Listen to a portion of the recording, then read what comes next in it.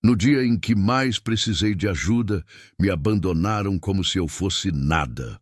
Apenas com meu bebê no colo e uma mala na mão, fui para um sítio onde nele havia um cavalo velho, e dali minha vida mudaria completamente. Fique comigo até o final, mas antes, deixe nos comentários de onde você está assistindo, e não se esqueça de se inscrever no canal. A porta bateu nas minhas costas com uma força que eu ainda sinto até hoje. Não foi o vento, foi a mão da minha sogra.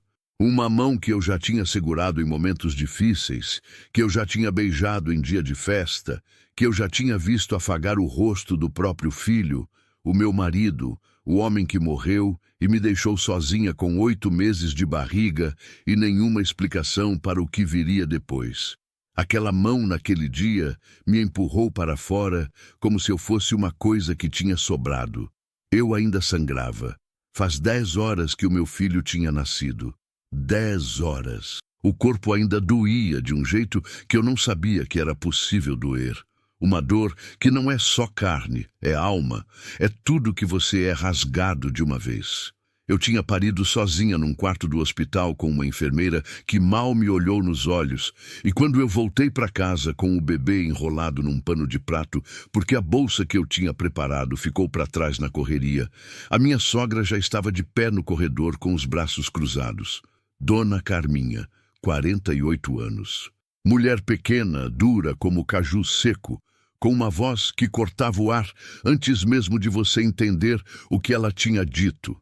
Você sabe que eu não tenho condição, ela falou, sem nem olhar para o bebê. Meu filho era quem sustentava. Agora não tem mais ele, não tem mais nada. Você vai ter que se virar. Eu fiquei parada. Acho que esperava que ela fosse mudar de ideia. Que ela fosse olhar para o neto, sangue do filho dela, corpo do filho dela, e sentir alguma coisa que fizesse aquelas palavras pararem no meio do caminho. Ela não sentiu. Vai, Inês, eu não tenho como. E fechou a porta. Eu fiquei no lado de fora com 23 anos, um recém-nascido no colo, uma mala que cabia tudo que eu tinha no mundo, que não era quase nada, e aquela porta na minha frente. Uma porta verde desbotada, com a maçaneta enferrujada que o Rodrigo sempre prometia trocar. Fiquei olhando para ela por um tempo que eu não sei dizer quanto foi. Podia ter sido 1 minuto ou 1 hora. Naquele momento, o tempo tinha deixado de existir do jeito que eu conhecia. O bebê chorou, e aquele choro foi a única coisa que me fez me mover. Meu nome é Inês, Inês das Dores, sobrenome de batismo que minha mãe achou bonito e que hoje eu entendo como profecia. Nasci no Maranhão, numa cidade pequena que nem aparece direito no mapa, filha de gente que veio antes de mim sem deixar muito mais que o nome. Minha mãe morreu quando eu tinha 11 anos. Meu pai sumiu antes disso. Fui criada por uma tia que me tratou bem enquanto pôde e que partiu faz 4 anos quietinha, num domingo de manhã como ela vivia. Quando conheci o Rodrigo, eu tinha 18 anos e trabalhava numa lanchonete de beira de estrada. Ele parou para tomar um café e ficou olhando para mim com aquele jeito manso que ele tinha. Não era de assanhar, era de entender, sabe? Como se ele visse alguma coisa em mim que eu mesma não tinha encontrado ainda. A gente se casou rápido porque não tinha motivo para esperar. Não tínhamos nada, mas tínhamos um ao outro, e isso parecia suficiente. Não foi. Ou foi, mas durou pouco demais. Rodrigo morreu numa sexta-feira de acidente na estrada. Caminhão na contramão, chuva, escuridão. Eu ainda estava grávida com 4 meses quando recebi a notícia pelo telefone da vizinha. Não lembro direito o que senti. Lembro que estava com uma panela de arroz no fogo e que deixei queimar. Lembro que sentei no chão da cozinha e não me levantei por um tempo muito longo. O filho que ele não ia conhecer chutou no meu ventre naquela noite. Eu pus a mão na barriga e fiquei assim, no escuro, ouvindo o silêncio de uma casa que tinha se tornado grande demais. No dia em que Dona Carminha me colocou para fora, eu fui até a beira da calçada e sentei no meio-fio. O sol batia forte. Era começo de março, um calor seco que ressecava o lábio e deixava a garganta áspera.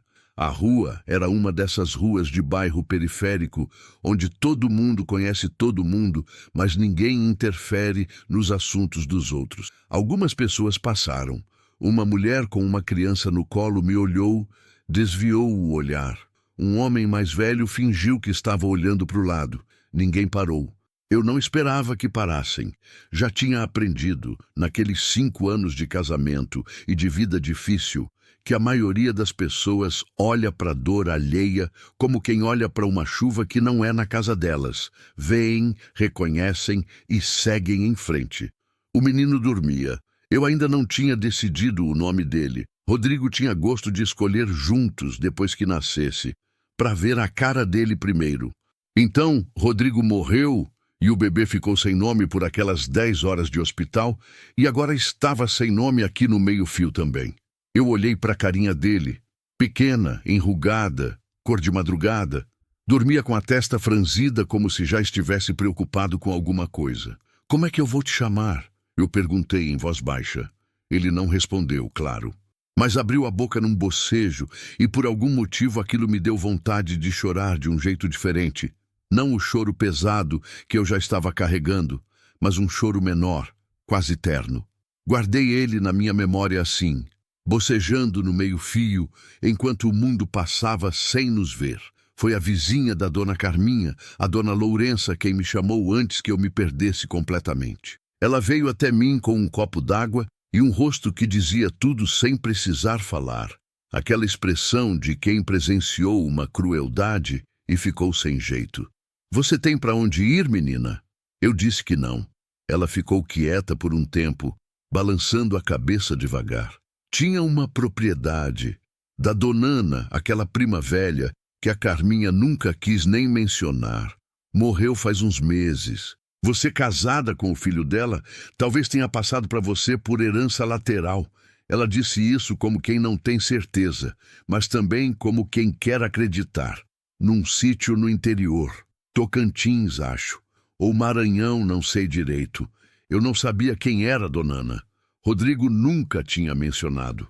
Dona Lourença foi dentro de casa e voltou com um papel dobrado, um endereço escrito à mão numa letra miúda e trêmula, e um nome, Sítio Paz da Serra, Donana Conceição Ramos. Eu guardei porque ela mandou pelo correio antes de morrer. Disse que era para ser entregue à mulher do Rodrigo se fosse preciso. Dona Lourença me olhou com aqueles olhos cansados de quem já viu muita coisa. Parece que ela sabia que ia ser preciso. Peguei o papel com a mão que não estava segurando o menino. Olhei para o endereço. Olhei para a porta verde desbotada da casa da minha sogra, ainda fechada, ainda muda, ainda me dizendo que eu não cabia ali. E decidi que ia embora. A viagem durou 2 dias. Ônibus, baldeação, estrada de terra, mais ônibus. O bebê chorava e eu dava o peito discretamente debaixo de um pano, envergonhada sem saber bem de quê. Talvez envergonhada só de existir, de ser visível, de precisar. Uma mulher no banco da frente me passou um biscoito sem falar nada. Um senhor de chapéu me cedeu o assento de janela para eu ficar mais confortável. Foram os 2 únicos gestos de gentileza em 48 horas de viagem. Eu os guardei com cuidado. Quando você não tem quase nada, aprende a guardar até migalha de ternura. Quando o ônibus me deixou na última parada, um cruzamento com uma placa torta e uma borracharia fechada, era fim de tarde. O sol já estava descendo e o céu tinha aquela cor de laranja escuro que o interior do Maranhão faz, que eu nunca tinha visto em lugar nenhum. Uma cor que parece que o mundo inteiro está pegando fogo de um jeito bonito. Um homem com um trator me indicou a estrada de chão. "Uns 3 quilômetros", ele disse olhando para o bebê com uma expressão que não era pena, era espanto. "A senhora vai a pé?" "Vou", eu disse. Ele me olhou mais um segundo. Depois desceu do trator, pegou minha mala e colocou na caçamba sem pedir licença. "Eu te levo até a porteira." Cheguei no sítio com o sol quase desaparecido, a mala no chão de terra, o filho adormecido no peito e as pernas tremendo. A casa era pequena, de tijolo aparente, com uma varanda estreita e uma janela de madeira que o vento balançava de leve. Havia um quintal comprido, cheio de capim alto, e ao fundo, uma cerca de arame, onde uma árvore velha se inclinava como se estivesse cansada de ficar de pé. E ali, do outro lado da cerca, parado me olhando com aqueles olhos grandes e escuros e calmos como água funda, um cavalo, velho, pele manchada de cinza e branco, com uma crina que o tempo tinha embaraçado, mas de pé, firme, me olhando, não bufou, não se assustou, ficou quieto, os olhos fixos em mim, ou no bebê, eu não sabia dizer, com uma expressão que, se eu acreditasse que animal tem expressão, eu chamaria de reconhecimento, como se ele já soubesse que eu ia chegar. Eu parei no meio do quintal, com a mala no chão e o filho no peito, e olhei para aquele cavalo velho por um longo tempo. Então é aqui, eu disse em voz alta, para ninguém e para tudo ao mesmo tempo. O vento bateu na janela de madeira. O cavalo não se moveu, e eu entrei. A primeira noite foi a mais longa da minha vida, e olha que eu já tinha tido noites compridas. A noite em que o Rodrigo não voltou, a noite no hospital, sozinha, com aquela dor que rasgava por dentro e nenhuma mão para segurar. A noite no meio-fio, com o papel dobrado no bolso e a porta verde fechada na memória. Mas aquela primeira noite no sítio da Donana foi diferente de todas elas. Não porque foi mais pesada, mas porque foi a primeira vez em muito tempo que o silêncio ao redor não tinha raiva nem julgamento. Era só silêncio mesmo, o tipo de silêncio que a mata faz quando escurece, cheio de grilos e vento e pequenos barulhos que você vai aprendendo a reconhecer aos poucos como uma língua nova. Eu não conhecia aquela língua ainda. Então fiquei acordada, ouvindo, sem entender, com o menino dormindo no meu peito e os olhos abertos no escuro do teto. A casa tinha uma cama de solteiro num quarto pequeno, um colchão fino, mas limpo, coberto com uma colcha de retalhos que cheirava a tempo guardado. Aquele cheiro de roupa que ficou dentro de um armário por anos, misturado com alfazema seca. Havia uma mesa na cozinha, 2 cadeiras, um fogão a lenha que eu não sabia ainda como acender, e prateleiras com alguns mantimentos, feijão, fubá, sal, uma lata de óleo quase no fim.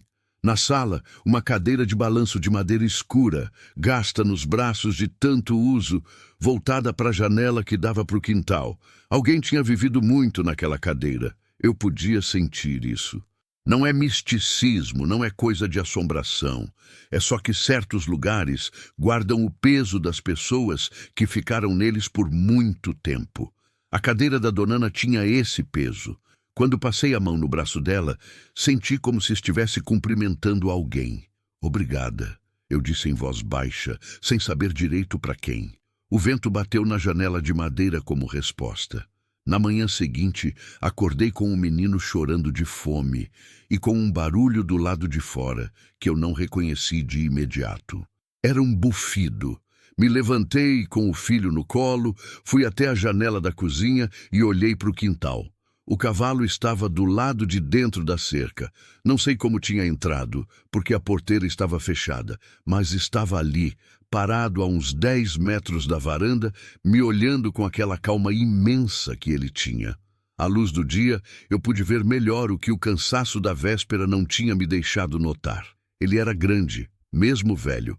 A altura ainda impressionava.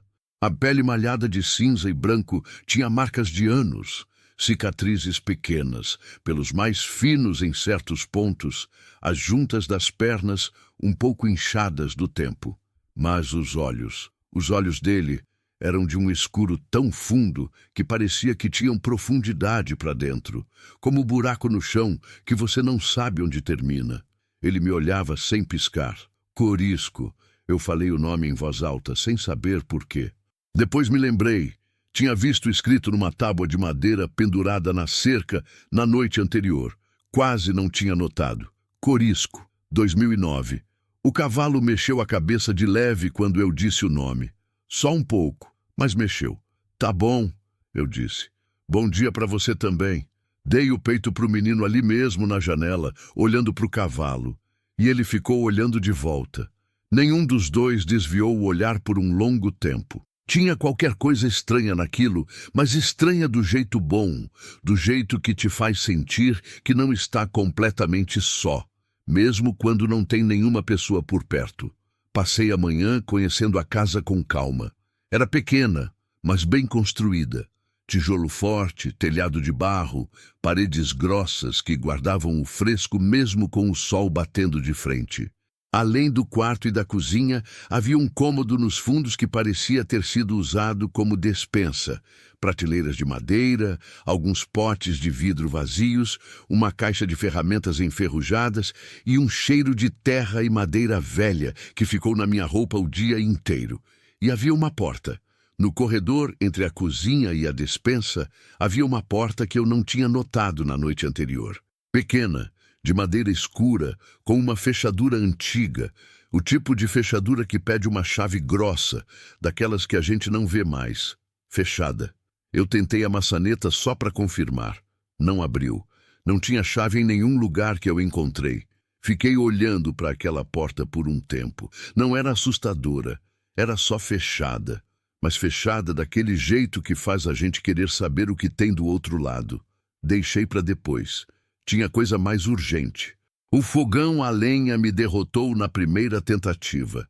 Eu nunca tinha usado um na vida.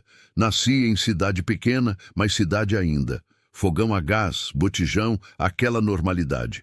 O fogão da Donana era de ferro fundido, pesado, com uma boca que pedia graveto fino e paciência, duas coisas que eu tinha em quantidades diferentes naquele momento. Tentei 3 vezes. O fogo apagava.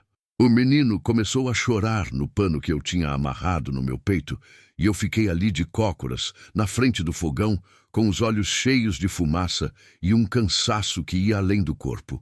Foi quando eu ouvi o barulho na varanda. Me levantei depressa, com o coração na garganta. Aquele reflexo de mulher sozinha que a gente desenvolve sem querer. Fui até a porta devagar e abri. Corisco estava parado na beira da varanda, com o focinho quase encostando na madeira do batente, me olhando. Aos pés dele, no chão da varanda, havia um monte pequeno de gravetos secos, finos, quebradiços, exatamente o tipo que eu precisava. Eu me parei, olhei para os gravetos, olhei para o cavalo. "Você trouxe isso aqui?" Eu perguntei, sabendo que era loucura perguntar. Ele ficou parado, quieto, com aquele olhar fundo. Eu peguei os gravetos sem mais perguntas. O fogo pegou na primeira tentativa. Naquele fim de tarde, enquanto o feijão cozinhava e o menino dormia no quarto, encontrei o caderno. Estava na gaveta da mesa da cozinha, embaixo de um pano dobrado, como se tivesse sido guardado ali com cuidado. Um caderno de capa dura, vermelho desbotado, com as folhas amareladas nas bordas. Na primeira página, uma letra miúda e firme que parecia de quem aprendeu a escrever sozinho, sem pressa, mas com determinação. Caderno de Donana Conceição Ramos. Sítio Paz da Serra. Começado em março de 1987. Eu fiquei com o caderno nas mãos por um tempo antes de abrir a próxima página. Parecia que eu estava abrindo alguma coisa que não era meu, mas ao mesmo tempo parecia que era exatamente meu, que estava ali esperando por mim. Abri. A Donana escrevia sobre tudo, sobre a terra, quando plantar, quando colher, quais meses a chuva vinha forte e quais a seca fechava o céu como tampa de panela. Sobre o quintal, as árvores, os bichos que ela criou ao longo dos anos.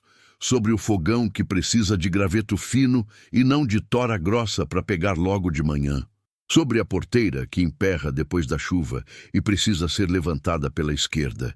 Pequenas instruções de uma vida construída tijolo por tijolo, com as mãos e com o tempo. E sobre Corisco. O Corisco não é cavalo de montar mais. As pernas não aguentam.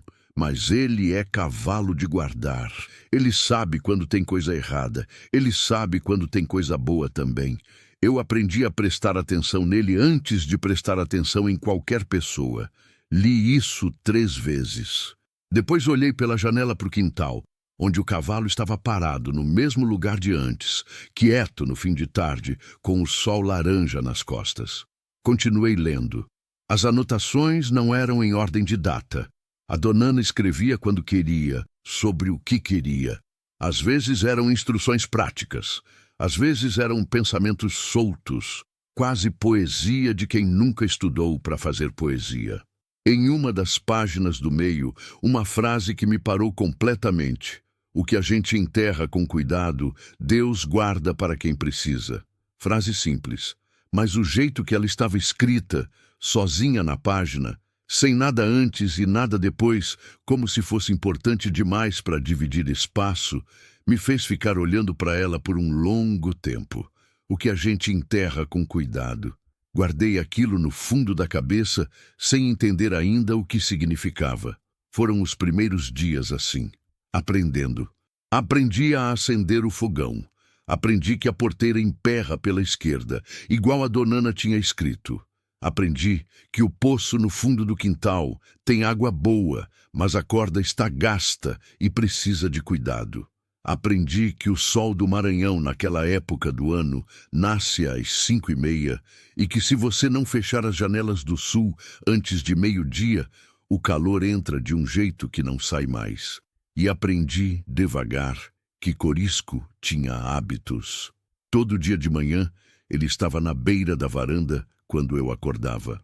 Não pedia nada, já tinha o pasto, tinha o bebedouro, se virava, ficava ali parado me olhando, esperando eu aparecer na porta como se aquilo fosse parte da rotina dele faz tempo, muito antes de eu chegar, como se ele já soubesse que ia aparecer alguém.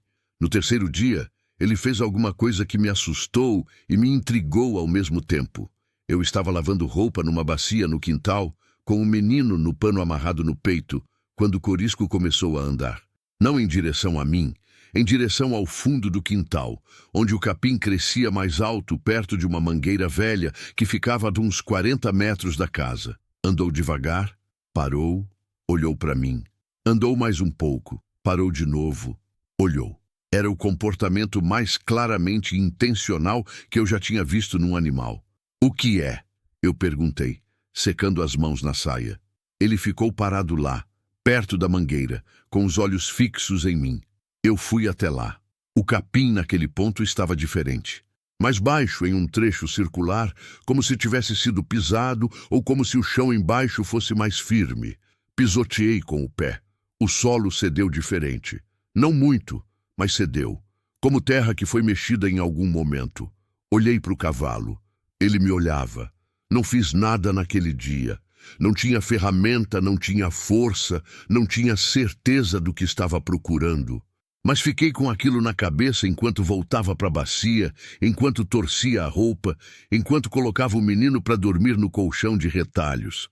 À noite, antes de dormir, abri o caderno da Donana de novo. Fui folheando devagar, página por página, até encontrar uma anotação que eu tinha passado batido antes, no meio de uma descrição sobre a época das chuvas. Tem coisa guardada debaixo da mangueira velha do fundo. Não é segredo, é presente. Mas presente só faz sentido quando a pessoa certa chega para receber. O Corisco vai saber quem é. Fechei o caderno. Fiquei olhando para o teto no escuro, com o filho respirando devagar no meu peito, ouvindo os grilos lá fora e o vento na janela. O Corisco vai saber quem é. Levantei os olhos para o escuro do quarto, como se houvesse alguma resposta escrita ali no teto. Não havia. Mas pela primeira vez, desde que a porta verde tinha batido nas minhas costas, senti alguma coisa diferente no peito. Não era alegria, não era esperança ainda, era menor do que isso. Era só uma faísca pequenininha, do tipo que não ilumina nada, mas que também não apaga com facilidade. Era curiosidade, e curiosidade, eu já ia aprendendo, era o começo de tudo. Eu nomeei meu filho no 5º dia. Não foi uma decisão planejada. Foi uma manhã comum. O sol ainda baixo, o ar com aquele fresco de madrugada que o Maranhão guarda por pouco tempo antes de virar forno. E eu estava na varanda dando o peito para ele, quando ele abriu os olhos e me olhou de um jeito que me desarmou completamente. Aqueles olhos pequenos, escuros, sérios demais para um recém-nascido, como se ele já tivesse chegado no mundo sabendo que ia ser difícil e tivesse decidido encarar assim mesmo. "Seu nome é Davi", eu disse em voz alta. Ele continuou me olhando. Davi das dores, completei. E aí sorri um pouco, porque das dores era sobrenome de quem sobrevive. E esse menino tinha sobrevivido a tanta coisa ainda dentro da barriga que ele merecia carregar aquilo com orgulho. Corisco estava na beira da varanda, como sempre. Quando eu disse o nome, ele mexeu as orelhas. Aquele movimento rápido que cavalo faz quando presta atenção em algum som. Você aprovou? Perguntei para ele. Ele ficou quieto. Tomei aquilo como sim. Naquele mesmo dia, depois que o Davi dormiu na cama de retalhos e o sol chegou no meio do céu, com aquela força que achata tudo, fui buscar a enxada que tinha encontrado na despensa. Estava enferrujada nas bordas, mas o cabo era firme. Levei até o fundo do quintal, até a mangueira velha, até aquele trecho de chão que o Corisco tinha me mostrado 3 dias antes. O capim estava alto ao redor, mas naquele círculo menor o chão era diferente, mais compacto, como eu tinha notado, mas também com uma cor levemente mais escura que o restante, como quem já foi revirado em algum momento e o tempo cobriu, mas não apagou completamente. Fui fincando a enxada devagar. A terra do Maranhão tem uma cor que eu não conhecia antes, um vermelho alaranjado que mancha tudo, que gruda no corpo e na roupa e que depois de um tempo você começa a sentir que faz parte da sua pele. É uma terra densa, pesada de história, daquelas que guardam segredo bem. Cada enxadada levantava um cheiro fundo de raiz e umidade antiga que subia no rosto como perfume de outra época. Eu cavei por quase meia hora. O sol na nuca era impiedoso. O suor escorria e misturava com a poeira vermelha e eu limpava o rosto com o dorso da mão. E continuava. Corisco ficou parado a uns 5 metros, me observando com aquela paciência infinita que ele tinha, sem se mover, sem fazer barulho, só presente, como testemunha. Quando a enxada bateu em alguma coisa que não era terra, o som foi seco e metálico. Parei. Ajoelhei no chão e fui tirando a terra com as mãos devagar, com aquele cuidado de quem não sabe bem o que vai encontrar, mas sabe que é importante. Apareceu uma lata grande, daquelas antigas de banha de porco, com a tampa vedada com fita isolante dobrada várias vezes ao redor da borda. Alguém tinha colocado ali com cuidado, protegendo do tempo e da umidade. Tirei com as 2 mãos. Estava pesada. Fiquei de joelhos no chão vermelho com a lata no colo, olhando para ela, com o coração batendo de um jeito que não era medo nem alegria. Era aquela coisa que fica no meio dos dois, quando você sabe que o que vai acontecer agora vai mudar alguma coisa, mas ainda não sabe o quê. Levei para dentro de casa. Abri na mesa da cozinha, com o Davi dormindo no quarto e a janela aberta para o quintal onde Corisco pastava devagar no calor da tarde. A fita isolante estava ressecada, mas intacta. Quando retirei e levantei a tampa, encontrei primeiro um pano de algodão dobrado com cuidado, proteção extra contra a umidade. Embaixo do pano, cartas. Muitas cartas. Envelopes de papel pardo, alguns amarelados nas bordas, todos fechados com lacre de cera vermelha já ressecada. Em cada envelope, escrito com aquela mesma letra miúda e firme do caderno, para a mulher que viesse depois. Não tinha nome, não precisava. Peguei o primeiro envelope com as mãos ainda sujas de terra vermelha e abri com cuidado, como quem abre alguma coisa sagrada. Carta primeira, de Donana Conceição Ramos, escrita em setembro de 2019. Se você está lendo isso, é porque chegou aqui sozinha e precisando. Eu sei porque eu também cheguei assim, com as mãos vazias e o peito pesado e a sensação de que o mundo tinha decidido que você não cabia em nenhum lugar. Meu nome é Donana. Eu tenho 72 anos enquanto escrevo isso. E estou começando a sentir que o tempo está terminando. Não com medo, com uma paz que demorou a vida inteira para chegar. Mas antes de ir, precisava fazer isso. Precisava deixar alguma coisa para frente. Este sítio foi construído com as minhas mãos desde o zero. Eu cheguei aqui com 18 anos, abandonada pelo homem que prometeu ficar, e foi embora quando a vida ficou difícil. sem família, sem dinheiro, sem saber o que estava fazendo, só com a teimosia de não morrer. Levei anos para entender que aquele abandono não foi o fim da minha história, foi o começo dela. A terra aqui é boa, dá trabalho, mas sustenta. O poço não seca nem nos anos mais secos. A casa é firme. Eu mesma levantei cada tijolo com a ajuda de um peão que passou uma temporada aqui e foi embora depois, como todo mundo foi embora sempre. O que ficou foi o sítio e o corisco. Ele tem mais de 15 anos enquanto escrevo e eu sei que não vai durar muito mais. Mas enquanto estiver de pé, cuida. Ele sabe mais do que parece. Eu aprendi isso cedo e nunca mais duvidei. Se você chegou até esta lata, foi ele que te trouxe. Pode ter certeza. Bem-vinda, mulher. Você chegou em casa. Dona Ana, eu li aquela carta 3 vezes. Depois fiquei sentada na cadeira da cozinha com ela nas mãos, por um tempo que não sei calcular, olhando pela janela para o quintal, para o cavalo velho pastando quieto no calor, para o céu imenso e branco de Maranhão que começava a ganhar umas nuvens escuras no horizonte, lá longe ainda, mas vindo. Você chegou em casa. Tinha quanto tempo eu não ouvia aquela palavra, casa, sem sentir que ela estava errada na minha boca. Desde que o Rodrigo morreu, cada lugar que eu tentei chamar de casa tinha me expulsado de alguma forma. O apartamento que virou grande demais. A casa da sogra que durou 3 meses antes da porta bater. O hospital onde eu estava de passagem. O ônibus, o cruzamento, a estrada de terra. E agora aqui. Essa mulher que eu nunca conheci, que morreu antes que eu pudesse agradecer, me dizendo com aquela letra firme de quem aprendeu tudo na marra: você chegou em casa. Chorei. Chorei de um jeito que eu não tinha chorado desde que o Rodrigo morreu. Não aquele choro travado de quem precisa ser forte, não o choro envergonhado de mulher com bebê no meio-fio. Chorei solto, com o rosto nas mãos, com a carta amassada na palma, com aquele choro que vem de muito fundo e que, quando sai, leva junto coisa que você nem sabia que estava guardando. O Davi não acordou. O corisco ficou quieto lá fora. E quando o choro acabou, eu me senti uns 3 quilos mais leve. Li todas as cartas naquela tarde. Eram 6 no total, escritas em datas diferentes ao longo de anos. A Dona Ana não tinha escrito tudo de uma vez.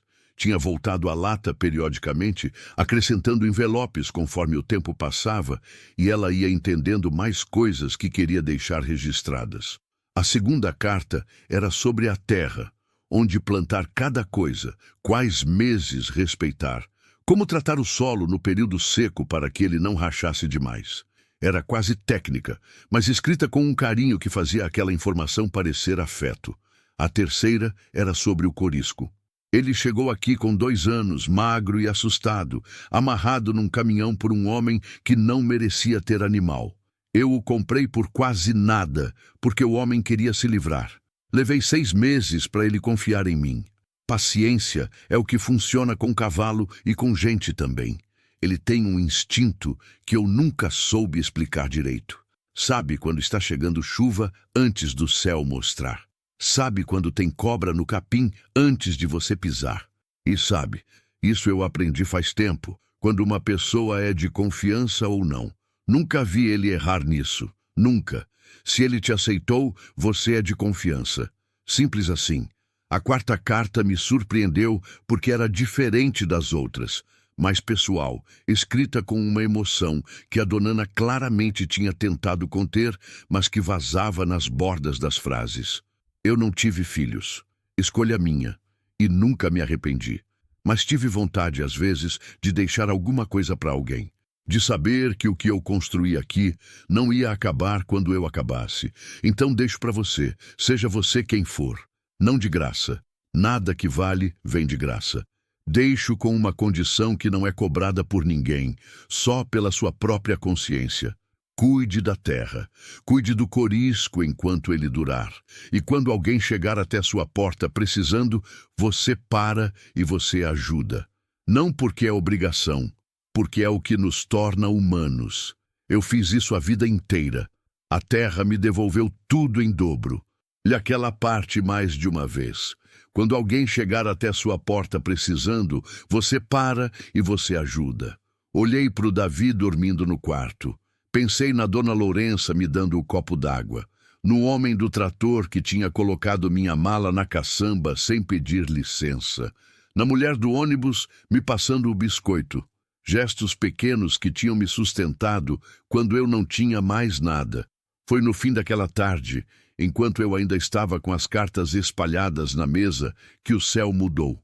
Aquelas nuvens que eu tinha visto no horizonte mais cedo tinham chegado sem eu perceber. E tinham chegado com tudo. O céu sobre o sítio ficou de uma cor que eu nunca tinha visto antes. Um cinza esverdeado escuro que deixava o ar com um cheiro metálico. Aquele cheiro de chuva pesada que vai cair com força. O vento começou a bater nas janelas. Corisco foi para perto da cerca do fundo. Não assustado, mas atento, com as orelhas viradas para o céu como antenas. Eu fechei as janelas às pressas. Guardei as cartas na lata e coloquei a lata dentro do armário do quarto. Peguei o Davi no colo antes mesmo dele acordar, só para ter ele perto. E aí a chuva caiu. Não foi chuva. Foi uma parede d'água. O tipo de temporal que o interior do Maranhão faz quando resolve, sem aviso, sem gradação, sem aquela gentileza de começar devagar. Caiu tudo de uma vez, com um barulho de cachoeira em cima do telhado de barro, e o vento junto sacudiu a janela do sul com tanta força que eu fui até lá segurar o ferrolho com a mão para não abrir. Em 10 minutos o quintal virou um lamaçal. Em 20, eu percebi que a água estava entrando embaixo da porta dos fundos. Fui até lá e vi a razão. O escoamento do quintal estava entupido de folha e capim, e a água não tinha saída. Estava acumulando contra a soleira. Se eu não destampasse, entrava na casa e molhava tudo. O problema era que para destampar eu precisava sair. Olhei para o Davi, olhei para a porta, olhei para a água escorrendo devagarzinho por baixo da soleira. Pus o menino no centro da cama, enrolado na colcha de retalhos, longe de qualquer borda. Fica aqui, eu disse, como se ele fosse me entender. Volto já. Peguei o pedaço de madeira que servia de ferramenta improvisada, abri a porta dos fundos e saí. A chuva me encharcou em 2 segundos. Era fria, fria do jeito que chuva de verão do interior é, não de temperatura, mas de impacto, batendo na pele como agulha. Fui até o escoamento no canto do muro, afundando os pés na lama avermelhada, e comecei a tirar o entupimento com as mãos e com o pedaço de madeira. Folhas velhas, capim, uma rolha de barro que a chuva tinha formado. Quando abriu, a água escorreu com força para fora do quintal, com aquele som de alívio que a água faz quando encontra caminho. Fiquei de joelhos na lama por 1 segundo, encharcada até os ossos, com o cabelo colado no rosto, respirando aquele ar cheio de terra molhada e folha verde que a chuva levanta. E aí ouvi o Davi chorar lá dentro. Me levantei e corri. Ele estava bem, só assustado com o barulho do temporal no telhado, aquele traque contínuo que para um recém-nascido deve ter soado como o mundo acabando. Peguei ele no colo, encharcada como estava, e fiquei andando pelo quartinho de um lado para o outro, murmurando aquelas besteiras sem sentido que a gente murmura para bebê. Sons que não são palavras, mas que têm um ritmo que acalma. A chuva foi diminuindo depois de mais uns 30 minutos. Quando parou de vez, a noite tinha chegado junto. O quintal estava lamacento, algumas folhas espalhadas, mas a casa estava seca por dentro. O escoamento tinha dado conta. Mudei de roupa, dei de mamar para o Davi até ele adormecer e fui até a varanda. Corisco estava lá, debaixo da beirada do telhado que projetava um palmo de proteção, quieto e úmido, mas inteiro. Quando me viu, mexeu a cabeça de leve. O céu depois da chuva no Maranhão é uma coisa. As estrelas aparecem de um jeito que parece que foram lavadas, mais brilhantes, mais numerosas, mais próximas. O cheiro de terra molhada subia de todo lado como incenso. Fiquei ali parada na varanda por um tempo, com os pés descalços na madeira úmida, olhando para o céu. Pensei na Donana, que tinha enfrentado quantas tempestades assim sozinha, sem ter ninguém para dividir o susto. Pensei no que ela tinha escrito. A terra me devolveu tudo em dobro. Pensei nas cartas guardadas no armário, naquela última que eu ainda não tinha terminado de processar. A quinta e a sexta, que eu tinha guardado para depois, porque as emoções já tinham chegado no limite por um dia. Mas havia algo que eu sabia naquele momento, com uma clareza que não precisava de mais explicação. Eu não tinha chegado num lugar qualquer. Tinha chegado num lugar que estava me esperando. E essa certeza, pequena e firme como brasa no fundo de um fogão, era quente o suficiente para passar a noite. Faz 3 semanas que eu estava no sítio quando ouvi o carro na estrada. Aprendi rápido que som de motor por ali era coisa rara. A estrada de terra que passava na frente da propriedade era quase sem movimento. De vez em quando, um caminhão de gado, uma moto de vizinho distante, o trator do seu Benedito, que morava a 2 quilômetros e passava às terças de manhã com tanta pontualidade que eu já usava o barulho dele como relógio. Carro de passeio era diferente. Carro de passeio naquela estrada significava que alguém tinha vindo de propósito. Eu estava na varanda dando banho no Davi, numa bacia de plástico, quando o som chegou. Um motor mais alto, mais forçado, o tipo de carro que não foi feito para a estrada de chão e que reclama de cada buraco com um solavanco ruidoso. Levantei os olhos antes mesmo de ver. O carro parou na frente da porteira. Era um Gol branco velho, com um amassado na lateral que eu reconheci antes de reconhecer o carro. Era o carro do cunhado da dona Carminha. Eu tinha visto aquele amassado em dia de festa, estacionado na frente da casa dela. Meu coração foi ao chão. Tirei o Davi da bacia, enrolei ele na toalha e fui para dentro de casa com ele no colo antes que a porteira abrisse. Não por medo, por instinto, o mesmo instinto de animal que sente que o tempo mudou antes da chuva chegar. Ouvi as porteiras do carro batendo. 2 sons. 2 pessoas. Fui até a janela da sala e olhei pela fresta. Dona Carminha descia do carro com aquela postura dela. Costas retas, queixo levantado, aquele jeito de ocupar espaço que eu sempre interpretei como força, mas que agora eu entendia como armadura. Do lado do motorista, desceu um homem que eu não conhecia. Terno escuro, apesar do calor absurdo, pasta de couro na mão, óculos de grau. 50 e poucos anos. Rosto de quem passa os dias em sala fechada resolvendo os problemas dos outros. Advogado. Eu soube antes mesmo de ele abrir a boca. Corisco, que estava no pasto do lado, parou de pastar. Ficou olhando para os dois com as orelhas bem viradas para frente. Aquela posição que eu já tinha aprendido a reconhecer como alerta. Eles bateram na porta com aquela batida de quem não está pedindo, está avisando. Eu respirei fundo. Olhei para o Davi enrolado na toalha no meu colo, aquela carinha séria dele me olhando de volta. Endireitei as costas, abri a porta. Dona Carminha me olhou de cima a baixo, com aquela expressão que ela tinha.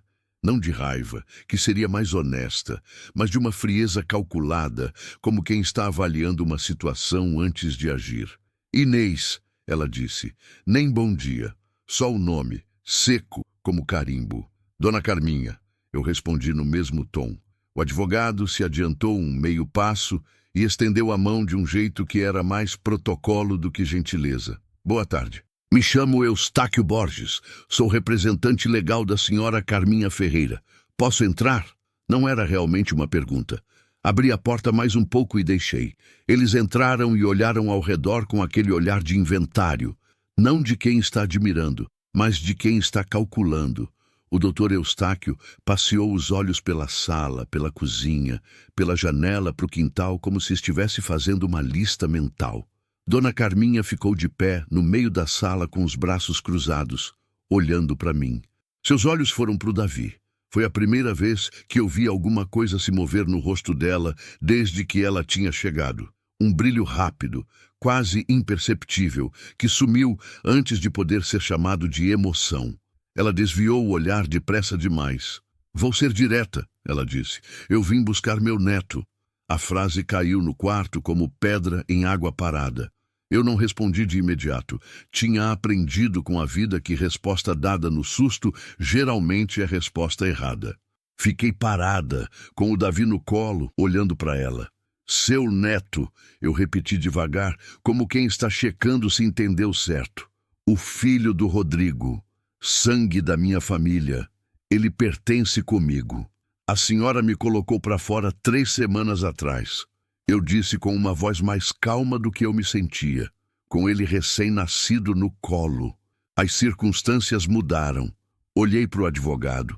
Ele abriu a pasta e tirou um papel com aquela desenvoltura de quem faz isso todos os dias. A senhora Carminha está exercendo seu direito como avó paterna de requerer a guarda do menor, tendo em vista a situação de vulnerabilidade em que a criança se encontra. Ele falou com aquela voz de documento, sem inflexão, sem calor. Além disso, há uma questão em relação à propriedade. Esta área pertenceu a uma parente colateral da família Ferreira e há argumentos legais que sustentam um interesse da família sobre o imóvel. Eu ouvi tudo aquilo em silêncio. Por dentro, alguma coisa estava tremendo. Não de fraqueza, de raiva. Uma raiva que eu não sabia que eu tinha guardado, quieta e quieta lá no fundo, esperando ser acordada. Mas por fora fiquei parada. Fiquei olhando para o homem com a pasta e para a mulher de braços cruzados e fui respirando fundo, igual o corisco, calmo por fora, atento por dentro. O senhor pode voltar amanhã? Eu disse para o advogado. Ele franziu a testa. Com licença? Eu ouvi o que o senhor disse. Entendi. Mas eu preciso de uma noite para pensar. O senhor volta amanhã. O doutor Eustáquio olhou para a dona Carminha. Ela estava me olhando com aquela expressão que eu não sabia nomear. Surpresa, talvez. Não era o que ela esperava de mim. Ela esperava choro, ou raiva, ou desmoronamento. Não esperava calma. Inês, ela disse. E pela primeira vez em toda aquela conversa, a voz dela tinha uma rachadura. Eu sei que o começo foi difícil, mas o menino precisa de família. Ele tem família, eu disse. Tem mãe. Fiz um gesto suave em direção à porta. Eles saíram. Quando o carro sumiu na curva da estrada, eu fui até a varanda e fiquei de pé por um longo momento, respirando o ar quente da tarde. As pernas tremiam um pouco. Aquele tremor que vem depois que o perigo passa, quando o corpo resolve cobrar o que a cabeça não deixou sentir na hora. Corisco tinha se aproximado da cerca mais próxima. Estava a uns 3 metros de mim, quieto, me olhando. Eu sei, eu disse para ele em voz baixa. Eu sei. Ele ficou parado mais um pouco e depois voltou para o pasto devagar, como quem diz que passou o perigo imediato, mas que é para ficar de olho. Entrei. Coloquei o Davi na cama. Fui até o armário e peguei a lata. Ainda tinha 2 cartas que eu não tinha lido. A 5ª e a 6ª, que eu tinha guardado na noite da tempestade porque as emoções tinham chegado no limite. Abri a 5ª com cuidado. Carta 5ª. De Dona Conceição Ramos, escrita em janeiro de 2022. Se alguém vier te disputar o que é seu, não entre em pânico. Eu passei por isso também. Uns anos depois que eu estava aqui, apareceu um primo distante do meu pai, homem que eu mal conhecia, dizendo que tinha direito sobre a terra porque era sangue da família. Veio com papel, veio com advogado barato, veio com aquela cara de quem está fazendo um favor. Eu quase cedi, não de medo legal, de cansaço, porque tem hora que a gente está tão exausta de lutar que a ideia de largar tudo e ir embora parece descanso. Mas aí eu lembrei de quanto eu tinha construído aqui com as próprias mãos. E não larguei. Tem documentos nessa propriedade, mulher. Documentos que eu tratei de deixar em ordem antes de ir.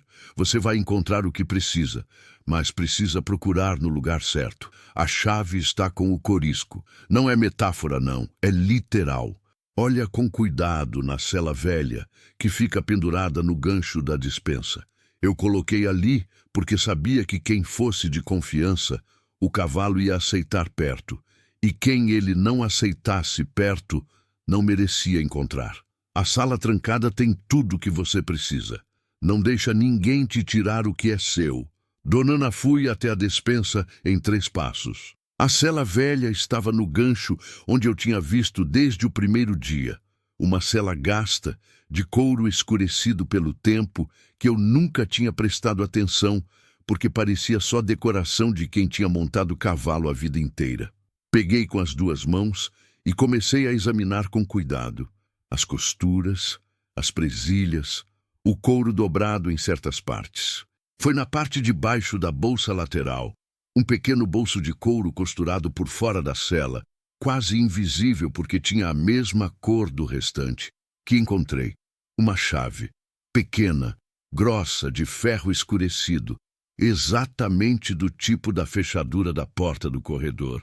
Fiquei com ela na palma da mão por um segundo, sentindo o peso. Depois fui até a porta trancada. A fechadura era dura de tanto tempo parada, mas a chave girou. O quarto era pequeno, menor do que eu imaginava, quase um armário grande. Não tinha janela, cheirava a papel e a tempo fechado. Quando empurrei a porta e a luz da tarde entrou pelo corredor, iluminou uma prateleira de madeira na parede do fundo, cheia de pastas e caixas organizadas com aquela mesma atenção que a dona Ana colocava em tudo. Em cima de tudo, um envelope maior, com o meu nome escrito. Não Inês, não a mulher que viesse depois. Inês das Dores. Parei. Como ela sabia meu nome? Abri o envelope com as mãos que já não estavam completamente firmes. Carta sexta, de Dona Ana Conceição Ramos, escrita em março de 2023, 4 meses antes de morrer. Inês. Eu sei seu nome porque eu pedi para Lourença me contar. A Lourença é minha vizinha de infância, que foi morar na cidade faz muitos anos. Eu sabia que o Rodrigo tinha casado. E eu sabia, porque conheço a Carminha desde criança e nunca confiei nela, que na hora difícil ela ia te deixar na mão. Então deixei instruções para Lourença, que quando chegasse a hora, ela te desse o endereço. Não foi coincidência, Inês. Foi planejamento de velha, que já viu muita coisa. Nessa prateleira você vai encontrar a escritura do sítio registrada em cartório, com uma cláusula que eu incluí com muito custo e muita teimosia. A propriedade pertence à mulher que reside e cuida da terra. Não pode ser vendida, cedida ou disputada por quem abandonou a residente em momento de vulnerabilidade comprovada. Eu fiz isso com um advogado de Imperatriz que é honesto. O nome dele está na pasta azul. Tem também uma declaração minha, reconhecida em cartório, atestando que esta propriedade é legado direto para Inês das Dores, viúva de Rodrigo Ferreira, por escolha e testamento meu. A Carminha não tem direito nenhum aqui, e o neto dela é seu filho, e mãe não perde filho por ser pobre. Cuida dessa terra, cuida do Davi, cuida do Corisco enquanto ele durar. E quando alguém chegar até sua porta precisando, e vai chegar porque a vida é assim, você para, você ajuda, você faz o que eu fiz por você sem te conhecer. É assim que a gente continua, com amor de velha que acreditou em você, antes de você acreditar em si mesma, Dona Ana. Eu li aquela carta de pé, encostada na parede do corredor, com a luz fraca do fim de tarde entrando pela janela da cozinha. Quando terminei, fui até o chão devagar. Não caí, me sentei de propósito, porque as pernas pediram. Fiquei ali no chão de cimento da despensa com a carta no peito e o silêncio da casa ao redor. Do lado de fora, ouvi Corisco se mover no pasto. E aí eu entendi de vez o que tinha acontecido. Essa mulher que eu nunca tinha visto, que viveu a vida inteira sozinha nesse sítio de terra vermelha e céu imenso, tinha tecido uma rede de proteção ao longo de anos, com paciência, com astúcia, com aquela inteligência prática de quem não tem outra escolha senão ser esperta. Ela tinha conversado com a dona Lourença. Tinha registrado documentos em cartório, tinha escrito cartas e as guardado numa lata embaixo da terra, na confiança de que o cavalo ia trazer a pessoa certa até lá. Tinha me esperado sem me conhecer, tinha me amado sem nunca ter me visto. Isso era maior do que qualquer coisa que eu sabia como processar. Na manhã seguinte, quando o Gol branco parou de novo na frente da porteira, eu estava pronta. Tinha passado a noite lendo os documentos da pasta azul com o advogado da Dona Ana. Tinha o telefone, tinha mandado mensagem na noite anterior, explicando a situação. E ele tinha confirmado por escrito, por mensagem, o que os documentos diziam. Eu tinha impresso o que pude na impressora da mercearia a 3 quilômetros que descobri no dia anterior com o seu Benedito me dando carona.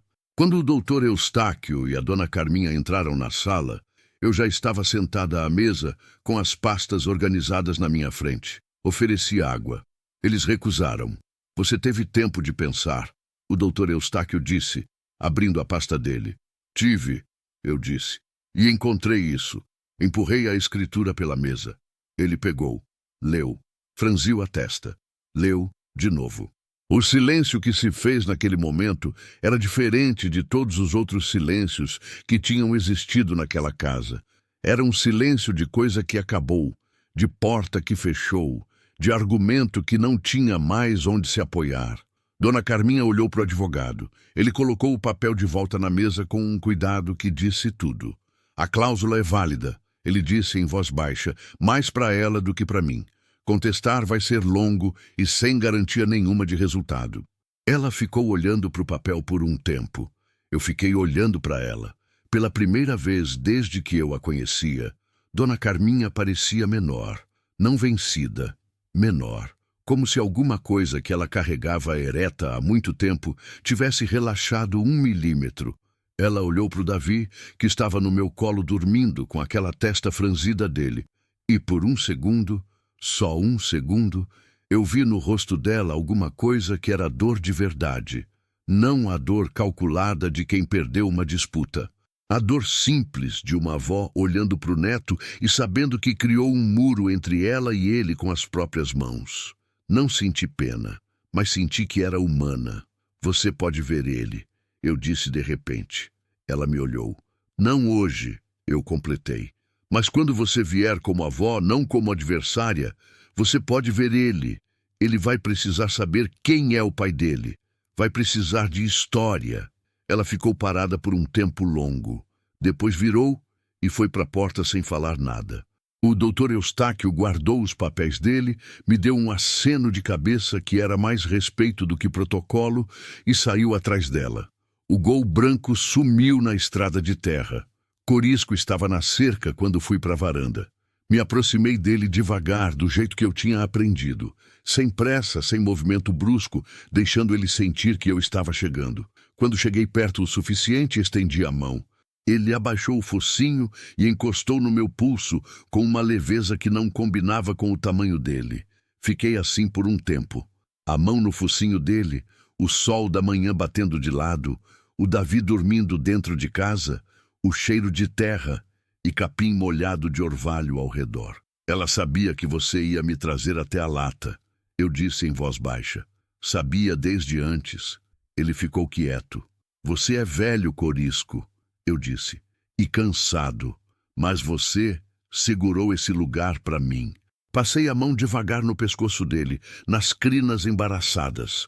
Ele não se moveu, e eu entendi, ali parada na cerca do sítio da Donana, do meu sítio, eu ia ter que aprender a dizer isso. Que tinha gente que cuida de gente que nunca vai ver. Que tem proteção que é tecida com anos de paciência e que só aparece quando é necessário. Que a dona Lourença tinha me dado um copo d'água e um endereço, e que esse gesto pequeno tinha salvado minha vida e a do Davi. Que a Donana tinha me amado antes de me conhecer, e que eu ia precisar aprender a fazer o mesmo, quando alguém chegar até sua porta precisando, e vai chegar. Olhei para a estrada de terra lá na frente, vazia e quieta, sob o sol do Maranhão. Ainda não sabia quem viria, mas ia estar pronta. O tempo no interior tem um jeito diferente de passar. Nas cidades que eu conheci, o tempo é barulhento. Buzina, notificação, pressa, aquela sensação constante de que você está atrasada para alguma coisa que nem sabe direito o quê. No sítio, o tempo passa pelo corpo. Você sente a manhã pela temperatura do ar quando abre a porta. Sente o meio-dia pelo peso do sol na nuca. Sente a tarde pelo jeito que a luz muda de cor na terra vermelha, aquele laranja que vai escurecendo devagar até virar o roxo do entardecer. E sente a noite pelos grilos que começam antes mesmo que o último clarão suma do horizonte, como se tivessem esperando a senha. Aprendi a viver nesse tempo. Levei meses. Não foi fácil e não foi bonito como parece quando a gente conta depois. Teve dia que eu acordei sem vontade de levantar. Teve semana que o dinheiro que eu tinha guardado foi acabando e eu fiquei contando feijão na mão para saber se dava. Teve noite que o Davi chorou por horas e eu chorei junto, os dois no escuro, sem nenhuma explicação para dar um ao outro além do cansaço de existir. Mas teve também a primeira vez que minha horta deu resultado. Aquelas mudas de coentro e cebolinha que eu plantei seguindo as instruções do caderno da Donana, que nasceram fracas e tortas, e que um dia, sem aviso, estavam lá, verdes e firmes, cheirando de manhã cedo de um jeito que me parou no meio do quintal, com os olhos marejados por razão nenhuma específica. Teve a primeira vez que eu acendi o fogão sozinha, sem precisar dos gravetos do corisco, e ri para mim mesma naquela cozinha vazia, porque parecia conquista de guerra. Teve a tarde que o seu Benedito passou de trator e me trouxe uma panela de caldo de galinha. Minha mulher mandou, disse que nova mãe precisa comer quente, e eu não consegui falar nada. Só acenei com a cabeça e fiquei na varanda olhando o trator ir embora com aquele calor no peito que é gratidão, mas é também a descoberta de que você não está tão sozinha quanto pensava. Teve o dia que o Davi sorriu pela primeira vez. Eu estava trocando ele na cama de retalhos, cantarolando uma música que nem lembrava de onde tinha vindo. Uma coisa da minha tia, acho, uma embolada sem letra certa que ela cantava enquanto varria a casa. E ele me olhou com aquela testa franzida de sempre, e de repente os cantos da boca subiram, e os olhos ficaram mais vivos, e aquilo foi tão inesperado e tão bonito que eu parei de cantarolar e fiquei só olhando, com medo de respirar errado e acabar com aquilo. Ele sorriu por uns 3 segundos. Depois voltou para a cara séria de sempre. Mas eu guardei aqueles 3 segundos como se fossem ouro. O corisco foi piorando devagar, não de um dia para o outro. Foi o jeito que as coisas velhas vão. As juntas das pernas foram inchando um pouco mais a cada semana. A passada foi ficando mais curta, mais cuidadosa, como quem aprende a medir cada passo. O pelo foi ficando mais opaco, menos brilhante, aquele cinza esbranquiçado ganhando uma palidez que não era mais só cor, era sinal. Mas ele continuava de manhã na varanda, todo dia, sem falta. Às vezes eu saía e ficava com ele ali por um tempo antes de começar os afazeres, a mão no pescoço dele, o silêncio do amanhecer entre a gente, o cheiro de capim e terra úmida. Não precisava falar nada. Aprendi que as melhores companhias são as que não exigem palavras. O advogado da Donana, Dr. Firmino de Imperatriz, veio me visitar em junho, um homem seco, mas honesto, como ela tinha dito. Confirmou tudo que estava nos documentos, me explicou meus direitos com paciência, me deixou o número de telefone com instruções de ligar se a Carminha voltasse a incomodar.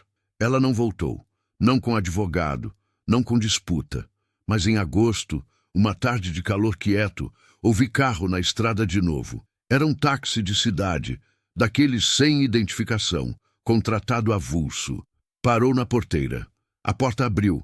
Dona Carminha desceu sozinha, sem advogado, sem pasta, sem aquela postura de armadura.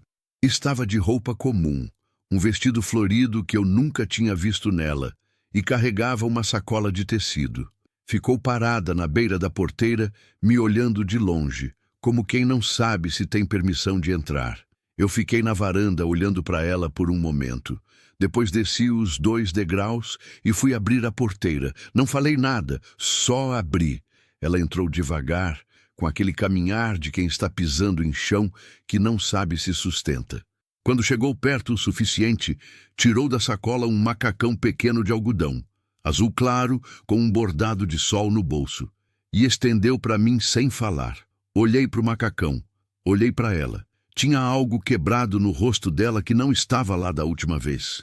Não era fraqueza, era mais honesto do que fraqueza. Era arrependimento. Aquele tipo que não se explica e não se justifica, que só aparece no rosto quando a pessoa parou de construir argumento para si mesma.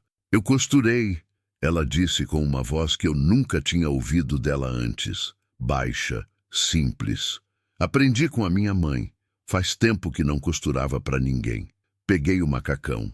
Quer conhecer ele? Eu perguntei. Ela assentiu com a cabeça uma vez. Só uma vez. Mas era a coisa mais real que eu já tinha visto ela fazer. Entrei com ela na casa. Peguei o Davi no berço improvisado que eu tinha construído com madeira e o caderno da Donana como guia. Voltei para a sala. Quando coloquei o menino nos braços dela, ela ficou olhando para ele em silêncio por um longo tempo. O Davi fez aquela testa franzida e depois abriu os olhos bem, aqueles olhos escuros que eram iguais aos do Rodrigo, iguais demais para que qualquer pessoa com coração não sentisse. Vi o queixo dela tremer, não disse nada. Fui até a cozinha fazer café. Setembro chegou com uma seca que rachava o chão. O interior do Maranhão, nessa época, vira outro lugar. O verde some, a terra fica cor de tijolo queimado, o ar resseca a garganta e os lábios e você aprende a carregar água para todo lado. O poço do sítio aguentou bem, como a Donana tinha prometido no caderno. Mas o capim do pasto ficou ralo e o corisco comia menos. Eu tinha começado a dormir com a janela do quarto aberta para o quintal, parcialmente por causa do calor e parcialmente porque queria ouvir se ele precisasse de alguma coisa durante a noite. Uma proteção inútil. Cavalo doente não grita, mas me fazia bem sentir que estava de ouvido aberto. Foi numa dessas noites de setembro, com o ar seco e os grilos em volume de fim de mundo, que ouvi outro tipo de barulho na estrada. Passos, lentos, irregulares, do tipo de quem está se arrastando mais do que caminhando. Me levantei devagar, sem acordar o Davi. Fui até a janela da sala com o coração acordado, antes do resto do corpo. Na estrada de terra, na frente da porteira, havia uma figura, uma mulher, jovem. Não dava para precisar a idade no escuro, mas a silhueta era de alguém novo. Estava curvada, com uma mochila nas costas que parecia maior do que ela, e caminhava com um coxear que não era normal. A cada passo, ela inclinava para o lado direito de um jeito que dizia claramente que o pé ou o tornozelo estava machucado. Ela parou na frente da porteira, ficou parada, e aí se sentou no chão da estrada de terra, do jeito de quem não consegue mais. Eu não pensei. Já aprendi que nos momentos que importam, pensar demais é inimigo. Peguei o Davi, enrolei ele na colcha, coloquei ele no canto seguro da cama de retalhos, aquele cantinho encostado na parede que eu usava quando precisava de mãos livres. Calei o chinelo, peguei a lanterna, saí. A noite estava quente e seca e cheia de estrelas, aquele céu do interior que faz você parar mesmo quando não é hora. A lanterna iluminou a estrada de terra e a figura sentada nela. Era uma menina, 18, 19 anos no máximo.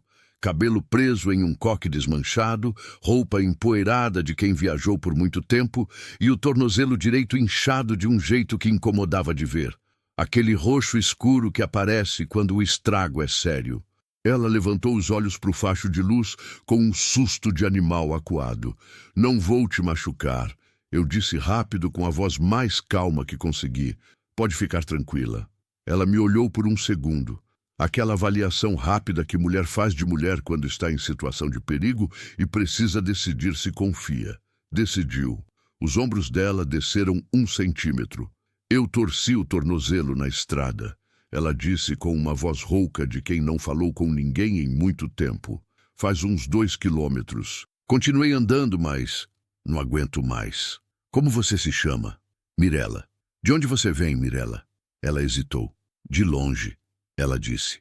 E no jeito que falou aquilo, eu soube que longe não era distância geográfica. Era o tipo de longe que a gente percorre quando está fugindo de alguma coisa e vai andando sem parar, porque parar dói mais do que continuar.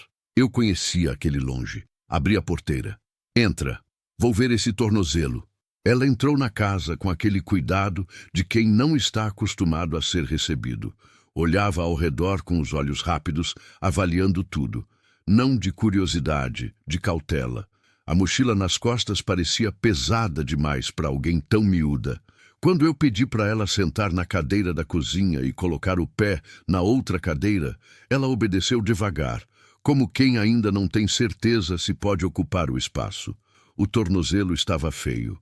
inchado, roxo nas bordas, quente ao toque. Não parecia fratura, mas entorse sério. Fui buscar gelo do isopor que eu mantinha abastecido, um pano limpo e a pomada que o Dr. Firmino tinha me ensinado a manter em casa. Enquanto cuidava do tornozelo dela em silêncio, ela ficou olhando para o Davi dormindo no quarto pela porta aberta, com uma expressão que eu não soube nomear de imediato. Depois reconheci. Era saudade. Do tipo que aparece quando você vê alguma coisa que perdeu ou que nunca teve e que queria ter tido. Quantos meses? Ela perguntou de repente, olhando para o Davi. 6, eu disse. Ela assentiu devagar. Fiquei quieta, deixando o silêncio respirar. Aprendi com a Donana, pelo caderno, pelas cartas, que tem hora que a pessoa precisa de espaço, não de pergunta. Que a história sai quando está pronta, não quando você puxa. Aqueci uma sopa que tinha sobrado do jantar. Coloquei na frente dela. Ela olhou para o prato com uma expressão que me apertou o peito. Aquela expressão de quem está com tanta fome que não sabe se vai conseguir comer devagar. Pode comer, eu disse simplesmente. Ela comeu. A história dela saiu aos pedaços, ao longo daquela noite e dos dias seguintes. Mirela era do Piauí. Tinha saído de casa aos 16 anos por motivos que ela contou com palavras curtas e olhos que foram para o chão. O tipo de situação doméstica que não precisa de detalhe para ser entendida por quem já viu de perto como certas casas funcionam. Tinha trabalhado em 3 cidades diferentes, sempre de passagem, sempre no limite. Estava indo para um trabalho em Imperatriz que alguém tinha prometido, mas que ela não tinha certeza se existia de verdade. Você tem onde ficar em Imperatriz? Eu perguntei na segunda noite, enquanto ela sentava na varanda com o pé enfaixado, apoiado numa cadeira. Não, ela disse com uma honestidade simples que me lembrou de mim mesma. Fiquei quieta por um tempo.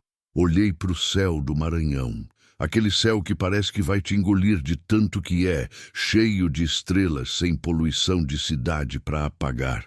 Pensei na Dona Lourença com o copo d'água, no homem do trator com a mala na caçamba, na mulher do ônibus com o biscoito, na Donana que tinha me amado antes de me conhecer. Quando alguém chegar até sua porta precisando, e vai chegar, você para, você ajuda. Você sabe cuidar de horta? Eu perguntei. Mirela me olhou. Nunca aprendi, ela disse. Eu também não sabia, eu disse. Dá para aprender. Ela ficou me olhando por um tempo longo, tentando entender o que eu estava oferecendo sem precisar perguntar diretamente. Eu não tenho como pagar, ela disse por fim. Eu não estou cobrando. Por quê? Pensei em como responder aquilo. Podia falar da Donana, podia falar das cartas, da lata, do corisco, de tudo que tinha acontecido desde aquela porta verde fechada nas minhas costas. Mas aquilo era longo demais, e a noite estava quieta demais para caber tudo. Então falei simples, porque uma mulher que eu nunca conheci fez isso por mim, e eu aprendi que é assim que a coisa continua. Mirela ficou olhando para mim. Depois olhou para o céu e assentiu com a cabeça de um jeito que era mais do que concordância. Era o tipo de aceno que a gente faz quando entende alguma coisa que estava faltando faz tempo. Ela ficou. Não foi simples. Nada que vale é simples. Teve dias de estranhamento, de espaços que precisaram ser negociados, de silêncios que ainda não sabiam bem o que eram. Mirela tinha aquela desconfiança de quem foi machucada muitas vezes e que aprende a esperar o golpe mesmo quando ele não vem. Eu tinha minha própria solidão que não sabia bem como dividir depois de tanto tempo guardada, mas foi indo. Ela aprendeu o fogão mais rápido que eu. Tinha um jeito com a terra que eu não tinha. Botava a mão no solo e parecia sentir alguma coisa que eu precisava ler no caderno para entender. O Davi a aceitou logo, com aquela sabedoria sem explicação que bebê tem, sorrindo para ela com aquele sorriso de 3 segundos, que era o maior presente que ele dava. E o corisco. O corisco, que estava mais lento, que comia menos, que ficava mais tempo parado no mesmo lugar. O corisco se aproximou dela no 3º dia. Ela estava no quintal, sozinha, olhando para o horizonte com aquele olhar de quem está pensando em algo distante. Ele foi até ela devagar, as patas pesadas, mas deliberadas, e ficou parado ao lado dela. Ela estendeu a mão com cuidado, como quem não tem certeza se pode. Ele abaixou o focinho. Eu vi pela janela da cozinha e não disse nada. Não precisava. Foi numa manhã de outubro que encontrei o corisco. Estava deitado no pasto, de lado, de um jeito que não era normal. Não era o descanso ocasional que ele tirava às vezes, era diferente. Mais quieto, mais pesado. Fui até ele devagar. Ele me olhou quando cheguei perto. Aqueles olhos fundos e escuros, calmos como sempre, calmos de um jeito que era paz e não era indiferença. Sentei no chão de terra vermelha ao lado dele e fiquei com a mão no pescoço dele por um longo tempo. O sol estava subindo. Os grilos da noite tinham parado. Os pássaros enchiam o ar com um som que era cheio e vivo e que contrastava com aquela quietude dele de um jeito que apertava o peito. Você esperou eu chegar, eu disse em voz baixa. Esperou eu ficar de pé. Esperou a Mirella. Ele respirava devagar. Pode ir, corisco, eu disse. Fez tudo o que tinha que fazer. Fiquei ali com ele enquanto o sol subia. Mirella apareceu um tempo depois, com o Davi no colo, e sentou do outro lado, sem precisar de explicação. Os três ficamos assim, ela, eu, o menino, em volta daquele cavalo velho que tinha guardado um sítio, guardado uma lata, guardado uma história inteira, esperando a pessoa certa chegar. Ele foi quieto, como viveu, sem alarme, sem drama, só foi. Enterramos ele no fundo do quintal, perto da mangueira velha. Seu Benedito veio ajudar sem ser chamado. Acho que sabia, do jeito que pessoas do interior sabem as coisas, por alguma rede de silêncio e atenção que a cidade desfaz. Trouxe a mulher que trouxe comida. Ficaram uma tarde inteira. Eu não chorei muito, já tinha chorado antes, naquelas manhãs na varanda em que eu sabia que estava chegando. Tinha despedido dele aos poucos, em pedaços, como a vida permite quando ela é gentil. Plantei uma muda de pequi na terra sobre ele. Pequi porque a Donana tinha escrito no caderno que era a árvore que mais durava naquele solo. Demora a crescer, mas quando pega, não sai mais. Parecia certo. Parecia do jeito que ele tinha sido. Demorou a me aceitar, mas quando aceitou, ficou. Em novembro, uma carta chegou pelo correio. Era da Dona Carminha. Não era longa. Uma página. Letra que eu reconheci como esforçada. De quem não escreve com frequência, mas quis escrever do mesmo jeito. Ela pedia desculpa. Não com rodeio, não com justificativa. Diretamente no começo da carta, antes de qualquer outra coisa. Eu errei. Eu sei que errei. E sei que pedir desculpa não desfaz. Contava que tinha começado uma terapia. Coisa que nunca pensei que ia fazer na minha vida, mas a vida surpreende. E que estava entendendo coisas sobre si mesma que tinha guardado fechado por muito tempo. Que a morte do Rodrigo tinha partido alguma coisa nela que ela não sabia como consertar sozinha. Que o medo tinha virado crueldade sem ela perceber quando aconteceu. No final, perguntava se podia visitar o Davi no Natal. Eu fiquei com a carta na mão por um tempo longo. Mirella estava na horta lá fora. O Davi dormia. O vento batia na janela de madeira que o tempo tinha empenado um pouco. Aquele barulho familiar que eu já não ouvia mais como ruído, mas como parte da casa respirando. Peguei papel e caneta. Escrevi. Pode vir. Vai ter mesa posta. No fim daquele ano, numa tarde de dezembro com aquela luz dourada que o Maranhão faz antes do sol descer, sentei na cadeira de balanço da Donana. Eu tinha assumido ela aos poucos, sem cerimônia, como se a cadeira tivesse decidido que era minha agora. E fiquei olhando para o quintal. Mirella estava colhendo coentro com o Davi, amarrado no pano no peito. Ela tinha aprendido aquilo sozinha, observando como eu fazia, e agora fazia melhor que eu. O quintal estava verde de um jeito que o setembro seco tinha tornado improvável, mas que outubro e novembro tinham restaurado com aquela generosidade que a terra dá quando você cuida dela direito. A muda de pequi estava pequena ainda, quase imperceptível no fundo do quintal. Ia demorar anos para crescer, mas ia crescer. Peguei o caderno da Dona Ana, que eu já tinha enchido de anotações próprias nas páginas em branco do final, misturando a letra dela com a minha, num diálogo que nenhum de nós tinha planejado, mas que tinha acontecido assim mesmo. Abri numa página limpa, escrevi a data, escrevi. Meu nome é Inês das Dores. Tenho 24 anos.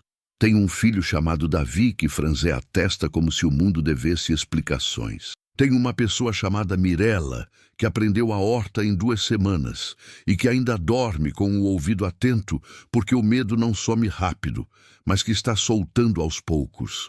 Tenho um sítio de terra vermelha no Maranhão que pertence a quem fica e cuida. Tenho um cavalo enterrado debaixo de uma muda de pequi que vai demorar a crescer. Tenho uma sogra que vai passar o Natal aqui e eu não sei como vai ser, mas vou botar mesa. Não sou forte, não sou heroína. Só sou alguém que não aprendeu outro jeito a não ser continuar. E descobri que isso, só isso, às vezes é suficiente para mudar tudo.